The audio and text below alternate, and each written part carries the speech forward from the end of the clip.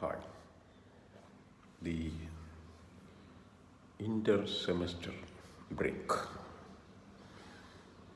that is between fall 72 and spring 73, that is so-called Christmas break, is a period when the entire campus, otherwise busy with students, will be deserted.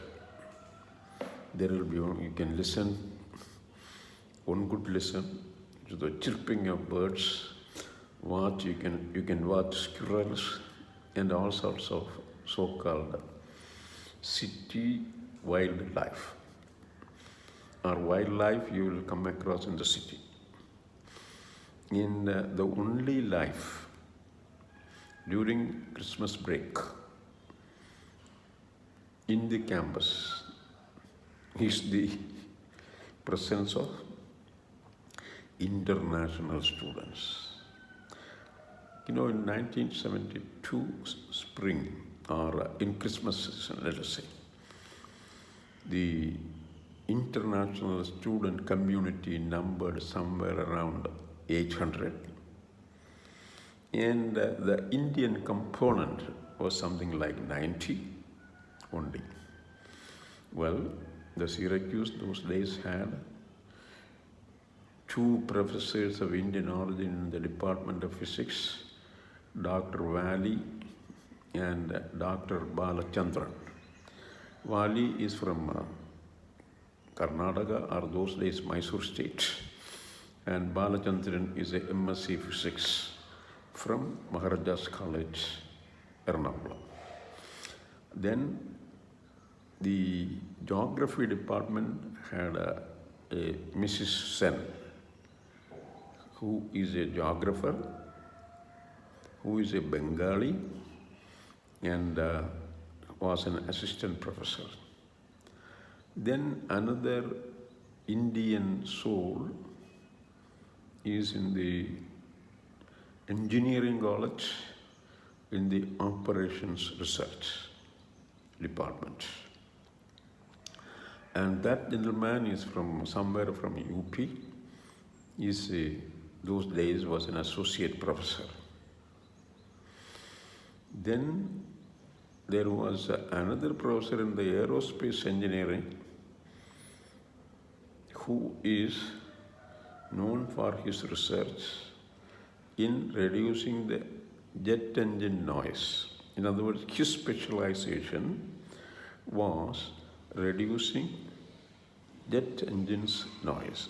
In other words, the General Electric company, which is making what is called jet engines in the United States, outside of Pratt Whitney and company, was supporting this professor's research. Otherwise, there is not many Indians in the faculty, but there are 90 graduate students. So, what do you do in the so-called Christmas? Everyone is enjoying a Christmas break. Everyone has switched off from all the academic activities and spending time with the families. Well, I did not have any kind of problem in finding myself engaged. I can wander around the city, and I can in the evening join for a party in one of those Indian homes. Or rather, most of the time, Ghanshyam Srivastava is a person who enjoyed holding parties. What he does is, he will provide the food, and we will have to provide the party. People who go for the party will have to provide the body. That is it. And then another thing that happened at the end of the semester was the grades were posted. I had a 3.72 grade point average for the courses, 4 courses. When you say GPA was 3.72, it also means that GPA 40 is the maximum 4.0 is the maximum grade you can get. In other words, you have straight A's in all the courses you attended.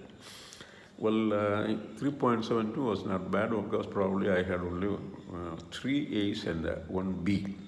Anyway, well, when you have a plus or a minus or B plus or B minus, it doesn't carry any water at all, because once it goes to the computer, all the A pluses, the so-called superscripts will disappear. Anyway, that much for the course work and my standing. Because it is on this basis also that I will be considered by the Department Council for the award of a graduate assistantship in the next year. In other words, in the fall of 1973 onwards, because my assistance, my support, tuition and scholarship is from IIE, Institute of International Education, New York, is only for 2 semesters. So fall, summer, and what is called the spring of the next year, or 1973. And from 73 fall onwards, I will have to be on my own, and in all probability, I will get support. Anyway, so another thing that happened was I had saved enough money, like $300 in my bank account, Marine Midland Bank in the Marshall Street. That is my bank. And there I had $300. So one day I was mooting the idea with the Ganashyam that I need to buy a camera. I want to buy a very good camera. So Ganashyam said, yes, Ganashyam enjoys doing all these things. So we went down along with Chapin down to what is called Genesee Street, East Genesee Street, which is, okay, not in the heart of the town. Because in the heart of the town, it is all other kinds of shops, jewelry shops and huge shops, which is meant for the higher income groups. In other words, you can buy your dress material, you can buy your stuff, whatever you need, and no grocery store in the what is called in the downtown, or banks, and so on and so forth. Then Ghanshyam and our team, Ghanshyam, me and Chopin, we drove down to Railin, R-A-L-I-N. Railin those days was a chain shop, mostly restricted to the east coast of the United States, that is the Atlantic coast of the United States, and one of the well-known camera dealers in the country, or in that province, or in that region, let us say. So we went and looked up the cameras. We had they had in stock very expensive cameras like Hasselblad, something like selling for $900 or so, with 3 different film format. And by the way, Hasselblad is one of those cameras that went into Apollo mission in the moon, and also in several of the Gemini missions, where astronauts handheld the camera and shot the pictures of the Earth, that scenes of the Earth below. So they had no plan to buy a Hasselblad. But then next one in the price range was like between 400 and 500 was a Nikon. Nikon is also a photo camera that was taken by the astronauts in several different missions, including the Apollo mission. Then just below, Nikon is an excellent camera, absolutely no doubt, even today. And now, what is the next one in the price range below Nikon? That is what is called a Minolta. Well, Minolta was selling for $250. It is a SLR, single lens reflex camera, a most modern camera those days, in the price range of 200 to 300. I purchased one. I liked it by the way of the price, because that is what the money I had was only $300 to spend on a camera. So I told Ghanshyam, we will go for that. What they do is they sell the camera body separate from the camera lens. That is the important thing you have to keep in mind. So the question then asked to me was, what is the camera, what is the lens you want? They have a Rokkor, R-O-K-K-O-R, Rokkor lens, That is the standard lens comes with the camera. And of course, you have to choose the camera from a range of lens qualities. I said, what is the best quality lens? I was told that it is 1.2. And then this gentleman asked, sir, are you a person who is specializing in journalism and photojournalism? I said, no. Are you a nature photographer? I said, no, I am doing a PhD in geology. So why do you need this 1.2 powered lens? You can go for a lower one, which price will be very low. Then I said, no, I will go for the next best. What would be the next best? That is 1.45. Okay. Then, something like we are told this man that, he'll make the price around 250 rupees or 240 rupees, give us a discount, this, that, etc. we said. And finally he said his last price was $245.00. So I said, Ghanshyam, you will buy it. And then Ghanshyam said, why don't you give a Kodak positive film, one roll, free of cost? Well, very glad, he smiled at us and very gladly gave away one roll of film. And we took the camera and paid the money, wrote a check for such and such a price. That is another interesting thing, the check is always accepted.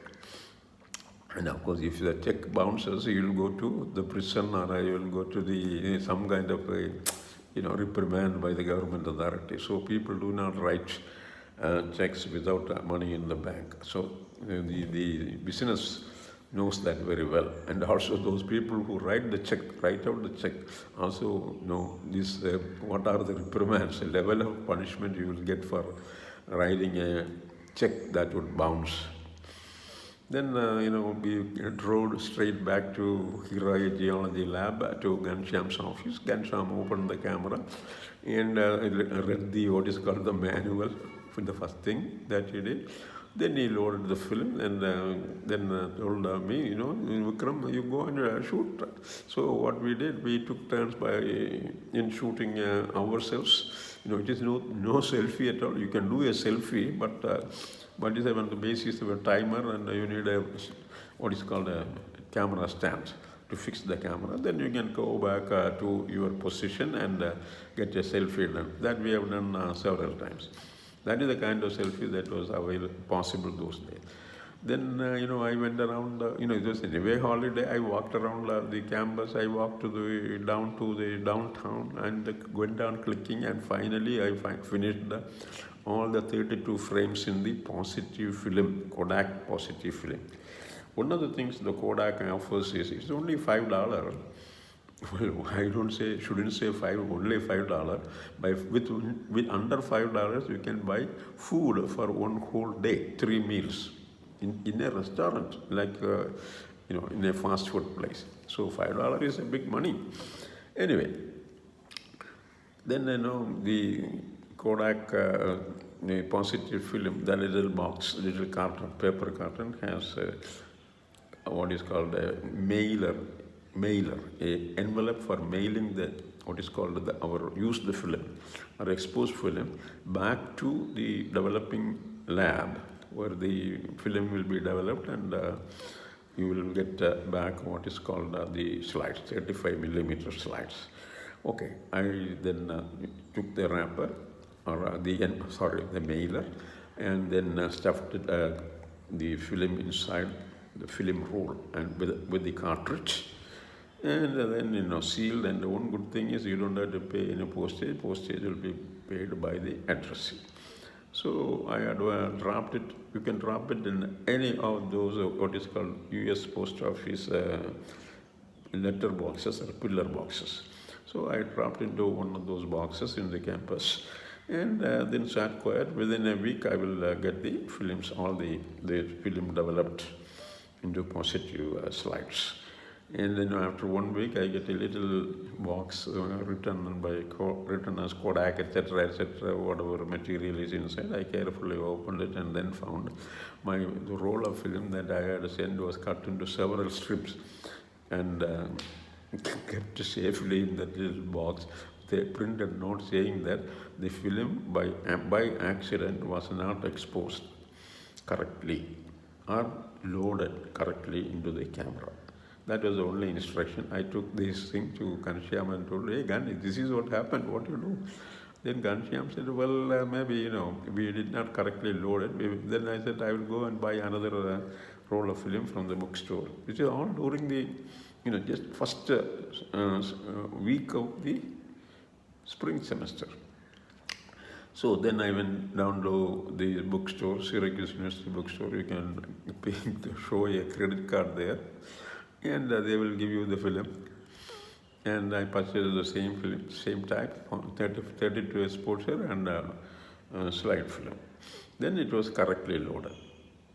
And then thereon, I was using the camera very extensively. And then what about the spring semester? In the spring semester, I registered for 4 courses. One is a seminar in physical geology, a team taught course. The team included Professor Boone, Professor Muller, Professor DeWatt. And then another 3-credit course in the geology department I took was geostatistics taught by Professor James Brower. And that course had the first course in the physical geology, survey course, whatever, team taught course, the textbook prescribed was a 5-author book on the Earth, titled The Earth. Turner, Weiss, Verhoeven, Verhaftig, and 5. It's a very interesting book. My copy is still in the University Department of Geology Library. I donated lots of books, not like hundreds of books, 30 or 35 books that I purchased in Syracuse. Then yet another course was, what about the geostatistics? The reading material, textbook assigned was a book on biometry by Sokal and Rolf. And I think the affiliation is somewhere in the South Cornell University. These people, they could. And then there was a book we are asked to refer to. That is actually on what is called biometry by Dixon and Macy, which is on about BMD programs, biomedical software package for multivariate and univariate statistical analysis. Brower's course was very interesting. Brower's course met only once a week and for 3 long hours. And almost 10 different assignments were given to us, the class, and all about, application of statistics in geosciences, especially in paleontology, because James Brower was the paleontology man in the geology department.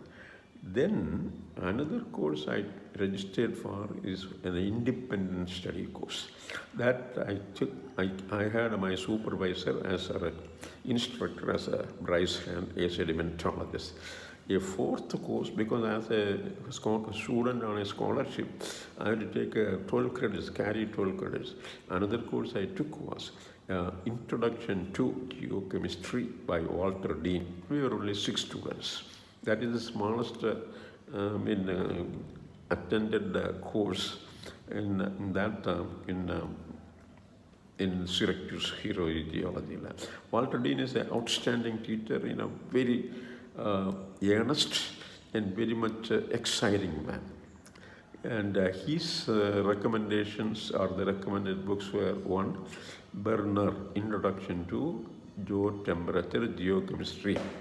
The second reference book was Kraskop, Introduction to Geochemistry. And the textbook he wanted us to refer to was Solutions, Equilibria and Minerals by